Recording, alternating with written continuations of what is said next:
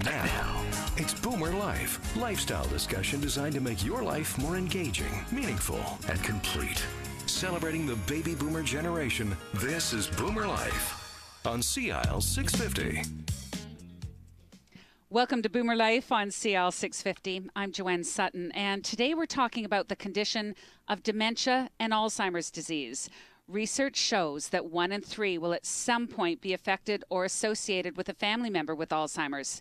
Today, we hope to inform and educate, dispel myths, and give information that can benefit all the community, not just those suffering from dementia and Alzheimer's.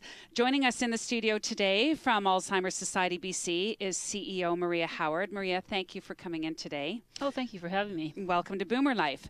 Can we just start off the show with you telling us a little bit about your background and the affiliation with Alzheimer's Society BC?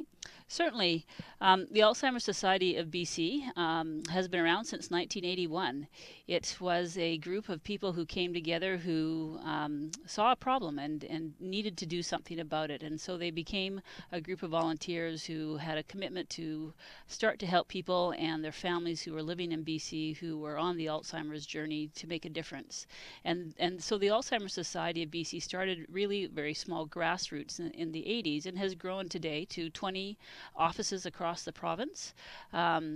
Really focused on helping people and their families and their important loved ones and caregivers to maneuver through the dementia journey and through an Alzheimer's disease, and really focus on quality of life and the best information and education to make that journey as wholesome and as smooth as possible, and to receive the support that is really so essential. And why are you so passionate about this cause? How did you become involved with the society? I have been in healthcare for many years. I'm a psychiatric rehab counselor by training and have worked through government and in mental health. And so really have learned about the importance of working with people and healthcare issues and how everybody comes to a health issue in their own individual way. And everybody has their own experience. And really it's important to help people find their voice and then find their best quality of life so that they can continue to feel like a productive citizen, a productive community member. My mom also has actually MS, but as a result of that, she does have an element of dementia. It really touches me. She's a very special person in my life, and I see her, and I want to do what I can do for this province to help other families who are really impacted and really just have more information to make a better difference. Absolutely. She must be a special person. We can hear it in your voice. There's a great connection there, really. Yeah, she's always been my hero. I mean, she's been my great. I'm going to get teary here. Yeah, that's okay. She taught me a lot of things about life, and she taught me to care. And so I have to pass that along to other people. And I just really know that there are many situations where Alzheimer's and dementia touches families, and it is a hard disease. I mean, it is progressive, and it is in a very hard, blunt way. It is terminal. There is no cure. There's no cause. There's no cure. There is no cause. There is no cure. And so to receive a diagnosis of that for an individual, for a family, is just an amazing blow, and people respond in a very different way. And I think it's really important for our society to be there for British Columbians, to help them walk that path, whatever it means for that individual and that family, to again have the best support so that they can really still focus on quality of life and being a participant in their community, and really be able to make decisions at the earliest time and have the supports to do that. So what I'm hearing is part of your role with Alzheimer's Society BC is a lot to do with education, care, compassion, holding the hand of those that are diagnosed with the disease, but also holding the hand of the closest people to that person with the diagnosis, the caregivers, the family members. Absolutely. Our mantra, our tagline is help for today, hope for tomorrow. And that really embodies what we do at the Society. We really focus on 3 areas. The first one is, just like you've said, it's support, information, awareness, and education for people who have been diagnosed with the disease, for their families, for caregivers, to provide them the best support that they can receive in order to go go through the journey. But coupled with that is also, again, education and awareness. And that's really reaching out to the province, to communities, to say we need to better understand what dementia and Alzheimer's does in a community, and really spill or dispel a lot of the myths around Alzheimer's, to help people better understand what it's like when you receive a diagnosis, and how just because you receive a diagnosis of Alzheimer's doesn't mean you're still not a contributing member of a community. Sure. And thirdly, which is the hope for tomorrow, which is research. And, you know, it is so important to continue to support research, to look for that cause and for the cure. And really one day we do hope that there will be more information that'll help us make this not a progressive terminal disease. But today, by fundraising, by raising dollars and supporting the many great research efforts that happen in our province and also across the country, we really want to support that. It's all about starting the conversation, Absolutely. which is what we're doing here today. Absolutely. So I probably should have asked this right off the top. It's sort of that round table discussion. Everybody's in the room here. So everybody in the room, put your hand up, or if you're driving in your car, one hand is all we need, whose lives have been touched by Alzheimer's disease, right? Absolutely. There are 5 of us in the room right now. All 5 hands are raised. I think we've just established that it is the perfect timing for that conversation. What can you tell us, Maria, about some of the changes that we might see in our daily lives that are associated with dementia? And this is hopefully going to help dispel some of the myths that are out there. Absolutely. It might be helpful to just spend a moment and talk about actually what dementia means in relation to Alzheimer's, because I think it's very confusing. Two different things. Absolutely. Dementia is like an umbrella term. It really it is not a disease itself. It's a term that is used for a change of neurological function. And under the word or the umbrella of dementia are a number of diseases. And Alzheimer's is one of them. And there's other ones like Lewy body, and other sort of cognitive changes or neurological based diseases. But Alzheimer's is probably the most prevalent. So the Alzheimer's Society is what we focus on, but we certainly help people who have other related dementias. People who experience dementia or experience Alzheimer's do tend to be older individuals.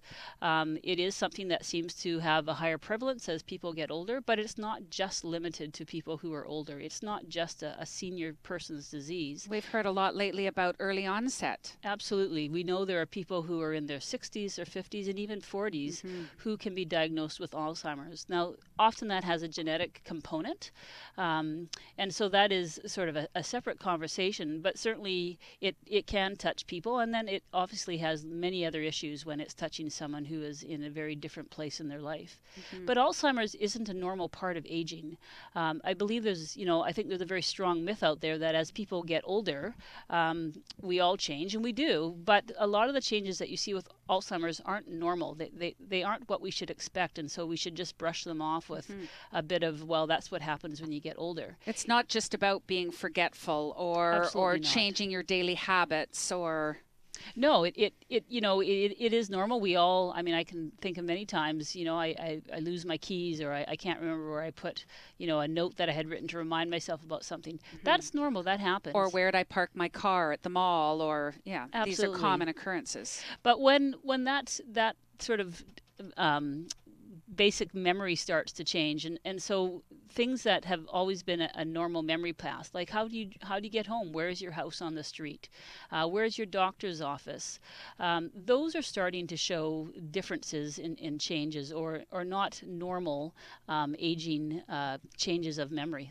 That's kind of disjointed. Yeah. Not the normal aging process is if you're not remembering where your doctor's office is or how you get there or your home. Absolutely. It's also a change in terms of what we would call your executive functioning. So it's a change in judgment. It's a change in insight. So someone might go outside in the rain and wear a sweater as opposed to thinking I should take an umbrella and a jacket. It also has an emotional change. People who are maybe typically easygoing and relaxed may start to become agitated, a little bit violent, or have more anxious, absolutely, or angry outbursts. And the reverse can happen too. People who have always been high energy or are a little more external in the way they approach things might become quite quiet and quite withdrawn. What about physical abilities as well? Well, I think what happens often with the physical changes is when the cognitive and the physical come together. So as a person might forget how to get dressed, then there also may be physical dresses components in terms of weakness or fatigue that also may make it hard for them to get dressed. So things all begin to change. Again, with Alzheimer's, it's often very unique to people, and so some people may see a vast amount of change in the way that they are able to have their energy levels and their thinking process, whereas other people may begin to have changes in their speech patterns and other changes. So it all seems to be quite unique. And again, that's why it's so important for people to get information and begin to have a conversation with their physician and other health care professionals about what those changes mean for them.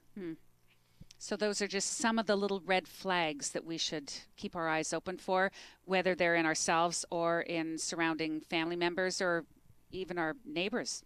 Oh, absolutely. I mean, I think we all can think of a story where we've, observed somebody doing something a little unusual, and it's been an elderly person, and we've all sort of wondered, I wonder what that's about. I wonder if I should go say something, but I don't know what to say. And so I think... You wonder if it's your business or not. Absolutely. And you wonder about privacy, and you wonder about offending. And I think that's the real support that the Alzheimer's Society BC wants to provide to many people is that awareness, so that if you see something that this looks a little unusual, you have some questions that you could go ask the person, or you could know where you could go get some information and reach out and help. So you can ask your doctor, or somebody could just phone the Alzheimer's Society. Absolutely. We have a dementia helpline that people can phone Monday to Fridays, 9 to 5, and certainly ask questions. Our First Link program is for people who have been diagnosed with Alzheimer's, but certainly other people can contact that information line to learn more information about the situation. It's just a great place to start. You're listening to Boomer Life. I'm Joanne Sutton, joined in studio today with Alzheimer's Society BC CEO Maria Howard. You can get more information at AlzheimerB.C.org. And coming up next, over the years, many myths have evolved about what Alzheimer's disease is, who gets it, how it affects people who have it. Alzheimer's Society of BC is here on Boomer Life because they believe the sooner we dispel the myths, the better we'll be able to respond to the reality. We will equip you with the information. Coming up next on Boomer Life on CL 650. Celebrating the baby boomer lifestyle. This is Boomer Life on CL 650.